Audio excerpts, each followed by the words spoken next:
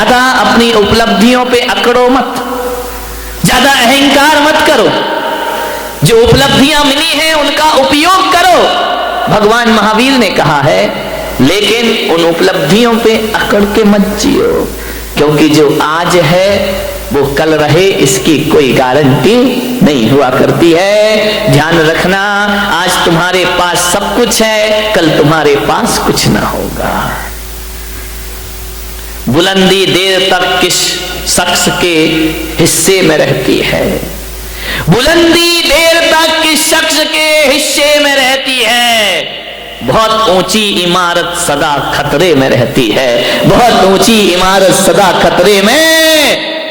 इमारत जितनी ऊंची होगी उतना खतरा बढ़ेगा, जितना नाम कमाओगे उतना खतरा बढ़ेगा, जितना यश कमाओगे उतना खतरा बनेगा, जितने चर्चित होगे उतने खतरे पैदा होंगे। ध्यान रखिए, सोचना है आपको, ज्यादा मत अकड़ो।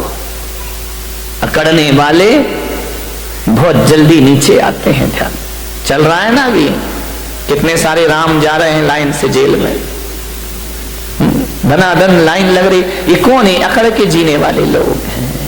थोड़ी सी उपलब्धियों पे अकड़ गए, अपने आप को ना जाने क्या समझने लगे। क्या है तुम्हारे पास? बताइए, किस बात पे अकड़ते हो? किस पे छाती चौड़ी करते हो? क्या कमाया तुमने? कुछ नहीं कमाया है। ध्यान रखना, जब ज्यादा अकड़ पैदा होना तो टाटा बिरला और रिलायंस को देख लेना, उनके आगे अपनी कोई भी औकात नहीं हुआ कर। चक्रवर्ती को देख लेना, चक्रवर्ती का वैभव, चक्रवर्ती की संपदा, आप कुछ भी नहीं है उनके आगे। ध्यान रखना, चंद रुपए मिट्टी के ठीकरे क्या बटोर लिए, आदमी अकड़ के चलने लगा। एक कार क्या खरीद ली महंगी सी, ऐसे चलते हो कि रामनाथ कोविंद के बाप तुम ही पैदा हो गए इस धरती पर। ध्यान रखिए, मान्यवर, सोचना है आपको, विचार करना है। क्या है तुम्हारे पास? चक्रवर्ती के पास कितना राज्य था? कितना राजा होता? चक्रवर्ती की संपदा कितनी होती है? 6 खंड का राजा, 5 मिलेक्स खंड और 1 आर्य खंड का अधिपति होता है चक्रवर्ती। 6 खंड का सम्राट चक्रवर्ती होता है। तुम कितने खंड के राजा हो?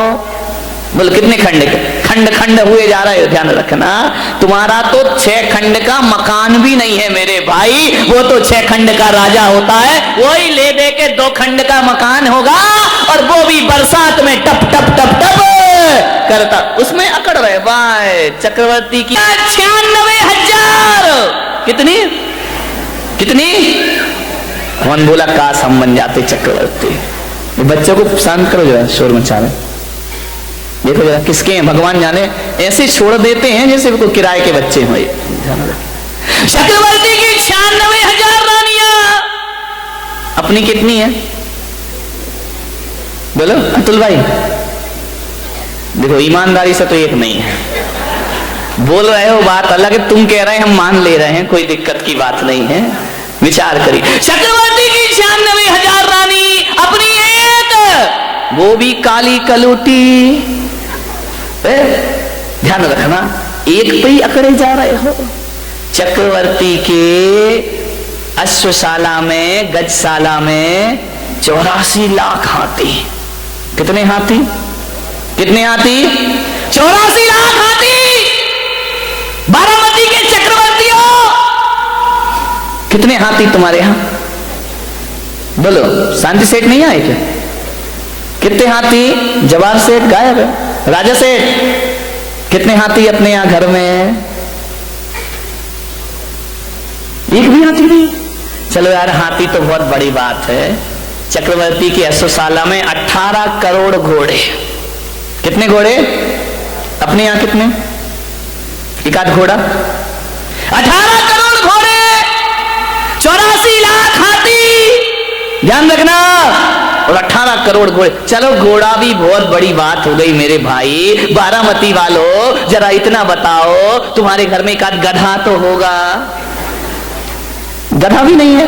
ना तुम्हारे घर में हाथी है, ना तुम्हारे घर में घोड़ा है, ना तुम्हारे घर में गधा। एक आध गधा इधर मत देखो।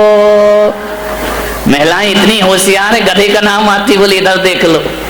विचार करिए, 84 लाख हाथी, 18 करोड़ घोड़े, तुम्हारे घर में एक गधा भी नहीं है मेरे भाई। गधा रखने की हैसियत नहीं है तुम्हारी, और अकड़ इतनी है कि शायद चक्रवर्ती के बाप से भी ज्यादा अपने आप को समझ। क्या औकात है चक्रवर्ती के, चपरासी की भी हैसियत अपनी। मालूम है चक्रवर्ती भरत के घर में 365 रसोई है। खाना बनाने वाले कितने थे? 365। तुम्हारे घर में काम वाली कितनी है? एक है, वो भी इसकी 2 महीने से तनख्वाह नहीं दी, वो भागने के चक्कर में। ध्यान रखिए, विचार करिए, 365 रसोई है। वो कहते हैं कि चक्रवर्ती अपनी जिंदगी में एक बार जिस थाली में भोजन कर ले, दोबारा वो थाली उसकी टेबल पर नहीं आती है। ध्यान रखना, सोने चांदी के बर्तनों में भोजन करने वाला चक्रवर्ती मान्यवर कुछ नहीं है अपने पास। अकड़ अकड़ के मत घूमो। क्या हैसियत है हमारी, क्या औकात है हमारी। जब अहंकार आए, मान कसाए आए, तो चक्रवर्ती को याद करना, सारा मान मिट्टी में मिल जाएगा मेरे भाई, और मार्दव धर्म तुम्हारे जीवन में प्रारंभ हो जाएगा। आज उत्तम मार्दव धर्म है, होना चाहिए, बहुत होगा तुम्हारे पास। मैं विरोध नहीं करूंगा, लेकिन जो भी है उस पे अकड़िए मत। झुक कर मिलिए, हाथ जोड़कर मिलिए, व्यवहार अच्छा रखिए, विनम्रता से मिलिए। एक बात याद रखना, तुम महंगी कार में बैठकर जैन भवन तो आ सकते हो, महावीर भवन, लेकिन एक बात याद रखना, अहंकार की कार में बैठकर मोक्ष की यात्रा नहीं हुआ करती है। मोक्ष की यात्रा यदि करना है तो अहंकार की कार से उतरना पड़ेगा। अहंकार की कार पे बैठकर मोक्ष की यात्रा नहीं होती, विनय के विमान में बैठकर निर्वाण की यात्रा हुआ करती। झुको, विनम्रता, ये आपके जीवन को सफलता दिलाएगी। अकबर जब दान करता था ना, बहुत बड़े दानवीर हुए अकबर। जब अकबर दान करता था, निर्धनों को, गरीबों को, जरूरतमंद को, तो दान करते समय अकबर की निगाहें झुकी रहती थी। लोगों ने कहा कि सम्राट, बादशाह, आप सारी दुनिया को दान देते हैं, आपको तो बड़ा सिर उठा के दान देना चाहिए। अकबर ने कहा कि नहीं, मैं सिर झुका के देता हूं। बोले क्यों? बोले मैं देता ही क्या हूं। बोले आपके दर पे जो आता है आप उसे जरूर दिया करते हैं। अकबर ने कहा मैं कुछ नहीं दिया करता हूं, ना मेरी औकात है कि मैं कुछ दे सकूं। अकबर ने कहा कि मैं कुछ नहीं देता। तो बोले आपकी निगाहें नीचे क्यों होती है? बस बोले मैं अंदर इतना ही चिंतन चलते रहता है कि ये जो मैं दे रहा हूं ये मेरा नहीं है, देने वाला तो ऊपर वाला होता है। अरे ये मेरी किस्मत है कि उसने मेरे हाथों को स्वीकार किया और लोगों को देना मैंने प्रारंभ किया। देनहार कोई और है, भेजत है दिन रैन।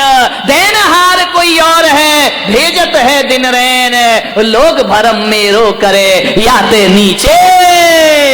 लोग कहते कि हम दे रहे हैं, आपने बोलियां ले ली, पैसा दे दिया, दान कर, ये आपने नहीं किया। ध्यान रखना, पैसे तो बेश्या के पास भी होते हैं मेरे भाई, लेकिन उस बेश्या के पैसों की कोई कीमत नहीं हुआ करती है। पैसा आपके पास भी है, पैसे वाला वो नहीं होता है जो पैसा जोड़ जोड़ के रखता है। पैसे वाला वो होता है जो दोनों हाथ लुटाने की ताकत रखा करता है। ध्यान रखिए, अकबर ने कहा कि मैं कुछ नहीं दे रहा हूं, ऊपर वाला दे रहा है। ध्यान रखना, आप दान नहीं कर रहे हैं, थोड़ा सा दान करके मेरा नाम नहीं लिखा, मेरा नाम नहीं आया, मेरा फोटो नहीं छपा, मान महाविश्वरूप करही नीच गति जगत में। ध्यान रखिए, कुछ नहीं, जब भी दान देने का भाव जगे अकड़ना मत।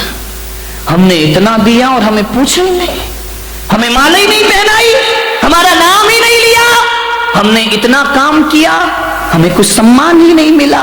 मान महाविश्वरूप करही नीच गति। ध्यान रखना, यदि संतों का कोई काम कर दिया तो कोई एहसान नहीं कर दिया है, एहसान तो संतों ने तुम पर कर दिया जो तुम जैसों से सेवा स्वीकार कर ली। ध्यान रखना, आपके ऊपर संत का एहसान है, आपने संत पे कोई एहसान नहीं किया। ध्यान रखना, अकबर ने कहा एहसान तो ऊपर वाले का है जिसने मुझे इस योग्य बना दिया। ध्यान रखिए, देनहार कोई और है, भेजत है दिन में। लोग भरम में रो करे याते नीचे नैन। मेरे भाई, माधव धर्म कहता है किसी का परोपकार करो तो इस हाथ से करो और उस हाथ को पता नहीं चलना चाहिए। ध्यान रखना, खबर ही नहीं होना चाहिए। वह माधव धर्म। 1000 रुपए का 500 रुपए का पंखा क्या दे देते हो, हर पंखुड़ी पे नाम, फलाने सेठ की स्मृति में, उनके पुत्र, उनके पौत्र। कमाल हो गया। एक पंखे में मैंने देखा इतने नाम लिखे, इतने नाम लिखे। वो तो गनीमत थी कि पंखा 3 पंखुड़ी का था, 4 का होता तो और पुरखों के नाम भी उसमें आ जाते। अब विचार करें, नाम लिख देते, मेरा नाम मान महाविश्वरूप करही नीच गति। अब बता, ये पंखे पे नाम लिखा देते हो, 1500 रुपए का पंखा, उस पे नाम लिखा दिया आपने। अब बताओ, नाम लिखाने के बाद पंखा तो ऊपर उल्टा लटकेगा। अब जैसे जैसे वो घूमेगा वैसे वैसे तेरे जन्म मरण का चक्कर घूमते। क्या आजकल नाम लिखने की बड़ी परंपरा हो गई है? बताओ विठल भाई, नाम भी ऐसा लिखते हैं सफेद मार्बल पे काले अक्षरों से। मैंने कहा यार दान दिया है तो काले अक्षर से काहे को नाम लिखा है? अरे बोले नाम लिखवा के इसने सब अपना सफेद को काला। एक जगह तो मैंने देखा, एक तीर्थ पर मैं गया, हर सीढ़ी पर नाम, एक सीढ़ी पे नाम लिखा हुआ है। मैंने कहा क्या दशा हो रही है तेरे? अरे 1500 2000 रुपए दे दिए होंगे, हर सीढ़ी पे नाम लिखा है। अब जितने लोग जाएंगे जूते भरी लात तेरे ऊपर रखेंगे, पैरों से कुचलते जाएंगे, अपने नाम की ये दुर्दशा कर ली। ध्यान रखिए मेरे भाई, एक बात याद रखना। एक भक्त मेरे पास आया, बोले महाराज आपके नाम का पेन बनवा दो। मैंने कहा क्या करेगा? बोले फोटो लगी रहेगी, लोग लगाएंगे। एक बोला आपकी फोटो बटवा देता हूं, एक बोला महाराज आपके नाम का ये बनवा देता हूं। अब आ जाते हैं चेले, क्या करें? मैंने कहा कोई बात नहीं। मैंने कहा क्यों लगवाना चाहता है? बोले मैं अपने गुरु का प्रचार करना चाहता हूं, मैं अपने गुरु का नाम करना चाहता हूं, मैं महावीर का प्रचार करना चाहता हूं। मैंने कहा एक बात ध्यान रख, मेरे नाम के ना पेन बनवा। लेकिन लोग मानते नहीं है, लेके चले जाते हैं। मैंने कहा ना मेरे नाम के पेन बनवाओ। ध्यान रखिए, मैं पुलक सागर कहता हूं, यदि तुम मुझे सच्चा गुरु मानते हो तो पेन बना के मुझे जेब में मत डालो मेरे भाई। ध्यान रखना, अपनी जेब में बंद करने के लिए गुरु बनाया है क्या? मैंने कहा एक बात ध्यान रख, अरे दीवारों पे तस्वीर लगाए वो सच्चा भक्त नहीं होता, दिलों में तस्वीर बसा ले वो सच्चा भक्त हुआ करता है, जो दिलों में बसा के रखता है। ध्यान रखें, धड़कनों में बसा के रखता है। इनमें क्या होगा? फोटो पेन में कुछ नहीं होता है, सब बेकार की चीज। मान्य मान महाविश्वरूप करही नीच गति जगत में। अहंकार से बचो, अहंकार बड़ा मीठा है। एक शराब वो होती है जो मुंह से पी जाती है, और एक शराब वो होती है जो कान से पी जाती है। ध्यान रखना, मुंह से पी शराब तो चढ़ के रात सुबह उतर जाती है, लेकिन जो शराब कानों से पी जाती है उसका नशा जिंदगी भर भी उतरने वाला नहीं है। कान से प्रशंसा, अहंकार, प्रशंसा ऐसी शराब है जो कानों से पी जाती है। ध्यान रखना, ज्यादा प्रशंसा के भूखे मत बनो कि मुझे प्रशंसा नहीं मिली, मुझे प्रशंसा नहीं मिली। अरे गुलाब को कोई गुलाब ना कहे तो क्या उसकी खुशबू में कोई फर्क पड़ा करता है? ध्यान रखिए, जरूरी थोड़ी है कि गुलाब को गुलाब कहो तभी वो महकेगा, जरूरी थोड़ी है हीरा को हीरा कहो तभी उसकी चमक दिखाई देगी। अरे गुलाब को गुलाब ना कहो तो भी महकता है, और हीरे को हीरा ना कहो तो भी हीरा चमकता है। ध्यान, किस प्रशंसा की बात करते हैं? प्रशंसा का भूखा आदमी। प्रशंसा के 2 शब्द, सबसे ज्यादा प्रशंसा की भूखी ये महिलाएं, नहीं यहां वाली नहीं, बंबई वाली, तुम्हारी तो मैं आगे जाके करूंगा। इतनी भूखी, 4 शब्द अच्छे बोल दो, 1000 काम करा लो इनसे। ध्यान रखिए, प्रशंसा के भूखे मत बनो। ध्यान रखना, बड़े बड़ाई ना करें, बड़े ना बोलें बोल, और हीरा मुख से ना कहे कि लाख हमारा मोल। अपनी कीमत हीरा थोड़ी बताता है, पब्लिक बताती है कि हीरे की कीमत क्या हुआ करती। खुद की प्रशंसा खुद ही करते रहो, करते रहो, करते रहो। मान महा विश्रोप करहीं नीच गति जगत में। खुद की प्रशंसा में। एक बार क्या हुआ, यमराज धरती पर आए और यमराज ने कहा अपने यमदूतों से कि जाओ, उस मूर्तिकार का समय हो गया, उसे लेकर के आइए। यमदूत आए। मूर्तिकार बड़ा होशियार था, बड़ा बुद्धिमान था, ऐसी मूर्तियां बनाता था, ऐसी मूर्ति कि मूर्ति को देख के आप कह नहीं सकते थे कि असली है या नकली है। एक बार उस मूर्तिकार ने सोचा कि यार दुनिया से मुझे भी जाना पड़ेगा, एक दिन नंबर आएगा। किसी वकील ने सलाह दे दी कि एक काम कर, तुझे यदि यमराज यमदूत लेने आए तो थोड़ा सा धोखा दे देना मौत को धोखा। बोले हाँ। तो मालूम है मूर्तिकार ने क्या किया, वकील की सलाह पर अपने जैसे 7 पुतले बना लिए, और एक दिन जब यमदूत लेने आए तो 8वीं जगह खुद जाके खड़ा हो गया। यमदूत ने देखा कि यार इसमें कौन है मूर्तिकार, ये 8 के 8 तो एक से लग रहे हैं, एक सी डिजाइन, एक सा कलर, एक सा रंग, एक सा रूप। यमदूत ने थोड़ी देर देखा, लौट गए। मूर्तिकार बड़ा खुश हुआ कि यार आज मैंने यमदूत को धोखा। जैसे ही यमदूत यमलोक वापस लौटे, यमराज ने कहा क्यों रे खाली हाथ आया? बोलिए तूने मेरा धंधा बिगाड़ दिया, जो भी जाता है खाली हाथ लौट के। बोले यमराज बहुत दिक्कत हो गई। यमदूतों ने कहा, यमराज ने कहा क्या दिक्कत हो गई? अरे बोले किसको लेके आई, किसका नंबर है? अरे बोले तुम्हें अकल नहीं है, सबके नंबर फिक्स हैं, जिसका है उसे उठा लाओ। अरे बोले ब्रह्मा जी ने थोड़ा गड़बड़ कर दिया। बोले क्या गड़बड़ कर दिया? बोले एक सी डाई के लोग बना दिए, एक सा चेहरा, एक सा रंग, एक सा रो। अब बताओ कौन मूर्तिकार को लेकर आओ? वहां तो 8 खड़े हुए हैं। यमराज ने कहा कुछ भी हो जाए, ब्रह्मा जी कभी गलती नहीं किया करते हैं, कोई ना कोई कमी जरूर रखा करते हैं। अरे बोले महाराज वहां कोई कमी नहीं है, 8 के 8 बिल्कुल एक से दिखाई दे रहे हैं। हमने 1 घंटा देखा लेकिन समझ नहीं पाए कि असली मूर्तिकार किसका नंबर है, किसे लाए। यमराज ने कहा इधर आओ, इधर आओ, इधर आओ, एक मंत्र देता हूं। बोले मंत्र? बोले हाँ, एक मंत्र देता हूं, उन 8 के सामने एक मंत्र पढ़ना, जो असली होगा बाहर निकल आएगा, ज्यादा समय नहीं लगेगा। इंसान कितनी भी चालाकी कर ले, हमसे ज्यादा चालाक नहीं। यमदूत फिर आए, मूर्तिकार को पता चला कि फिर कोई लेने आ रहा है, फिर जाके मूर्ति के बाजू में खड़ा हो गया। यमदूतों ने कहा वाह क्या ब्रह्मा जी तुम्हारी कला है, गजब हो गया।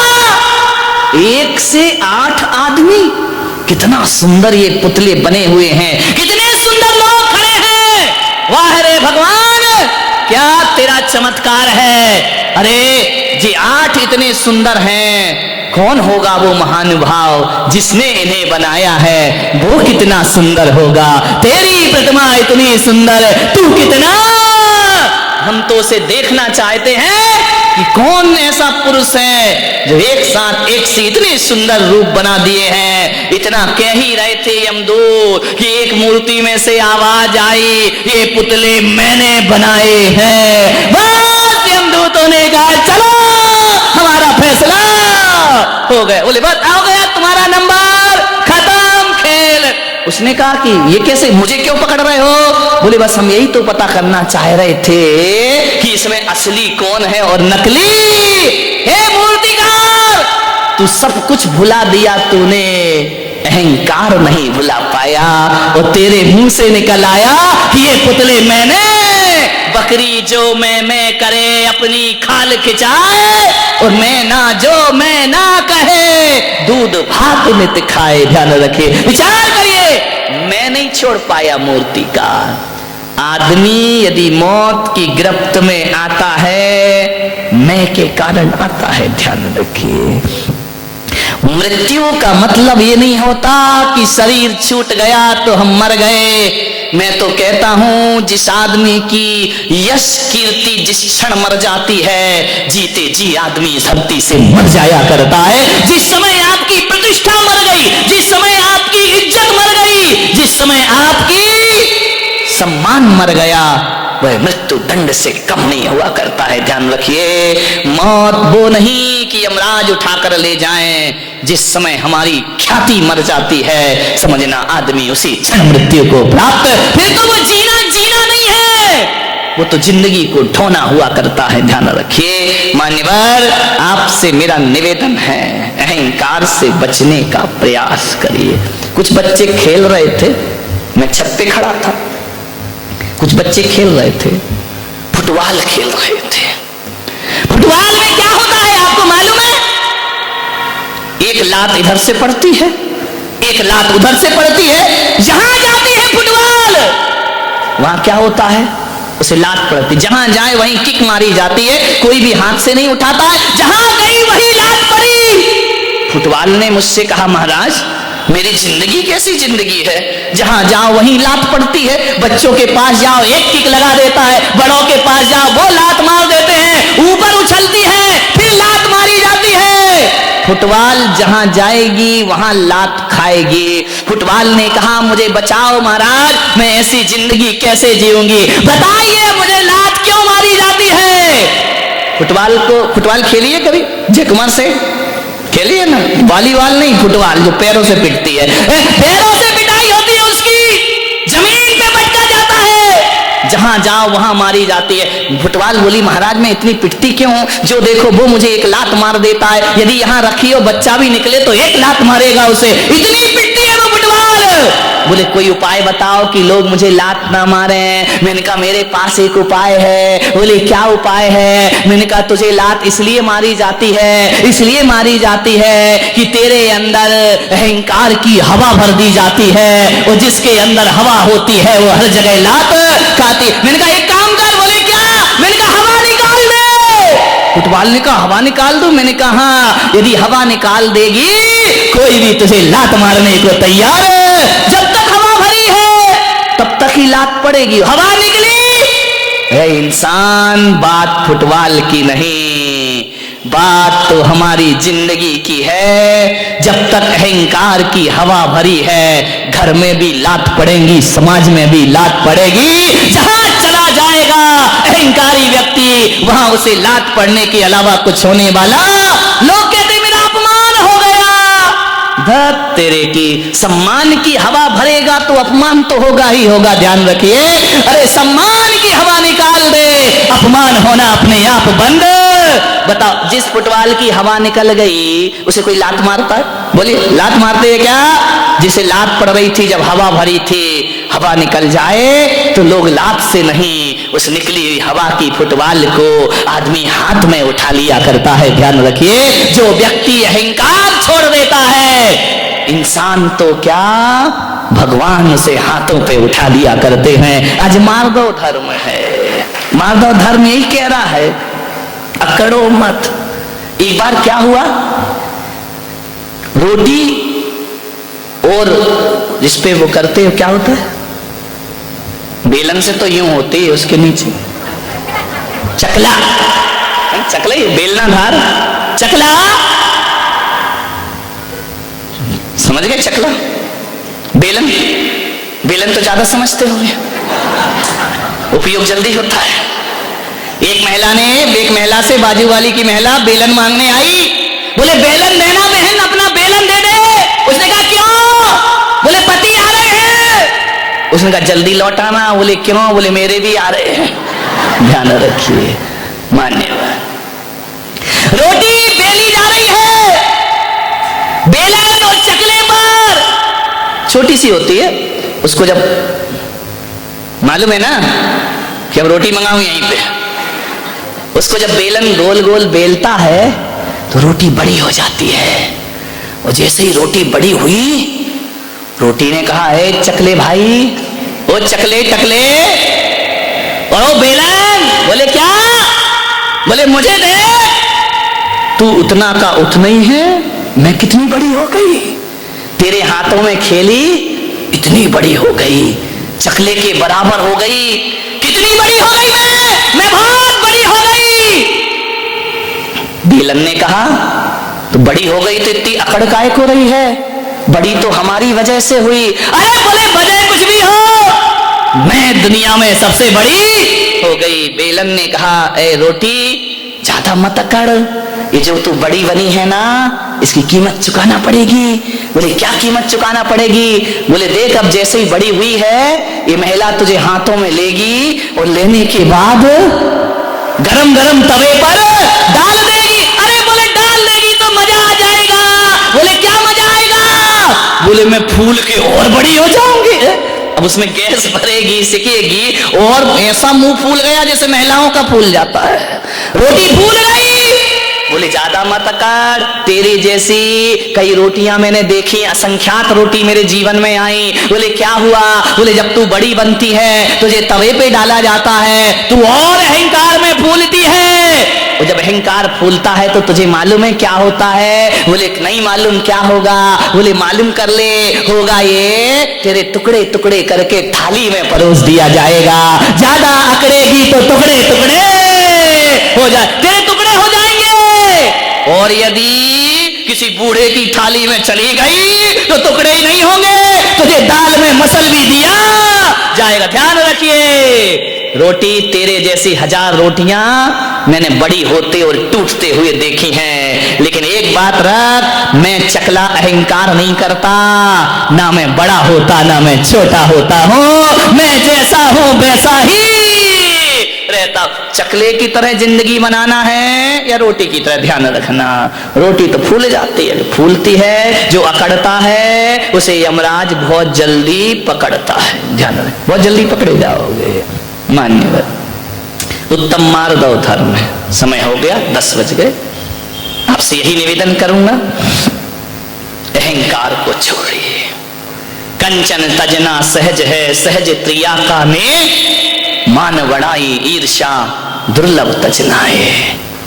धन छोड़ना आसान है, स्त्रियों का त्याग करना आसान है, कपड़े छोड़ना आसान है। ध्यान रखना, बड़े बड़े साधु संत भी सब कुछ छोड़ देते हैं, अहंकार नहीं छोड़ पाते हैं। ध्यान रखना, मान बड़ाई ईर्षा दुर्लभ तजना, सबसे दुर्लभ है अहंकार को छोड़ना। ध्यान रखिए, महावीर भगवान कहते हैं कि तन की तपस्या तपस्या नहीं होती, तपस्या तो मन से होना चाहिए।